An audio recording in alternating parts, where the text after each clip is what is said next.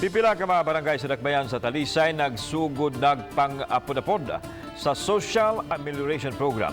Lakip sa mga milenya, mga senior citizens o mga gasabak. Si Lian Singkulan sa exclusive report.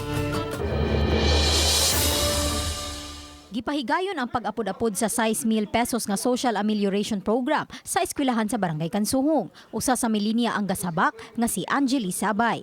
Matud niya nga nagpauban na lang siya sa iyang inahan. Oman niya, ingon man sila nga ako jud kuno dapat hadlok sad pero nanginahanglan man ta. Nagpakuyog usab si Miguel Wamar, 69 anyos, sa iyang anak aron pag-claim sa maong ayuda. Sir, dili hasol sir sa imong parte na mag-ari-ari pa ka? Oh, okay raman. Narbaho man gani ko ma'am. Og pananglit takbo yan jud ka.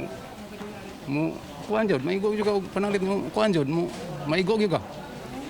Kay magampol ta Ginoo ma'am. Lakip usab sa mga naghuwat nga makakuha sa cash aid ang mga PWD. Ikuan tong inyo mga sakop nga BHW nga kung naa may PWD, na senior citizen, na ay mabdos, yun na ipauna sila sa linya.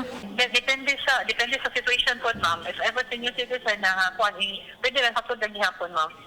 Pwede. House gihapon. Oo, kung panalitan ang situation, mag-lisod na siya ato sa venue, so hatod dapat house to house, ma'am. Hanay ra hinuon ang pag-apod-apod niini ngadto sa mga SAP beneficiaries. 8 kalamisa ang giandam nila nga gibahin subay sa mga sityo sa barangay. Lagyo usab ang mga lingkuranan aron mapatuman ang social distancing o gibantayan usab sa kapulisan ang mga naglinya aron makakuha sa cash aid. Uban ni Renante Quiñones, Lian Singkulan, Balitang Bista.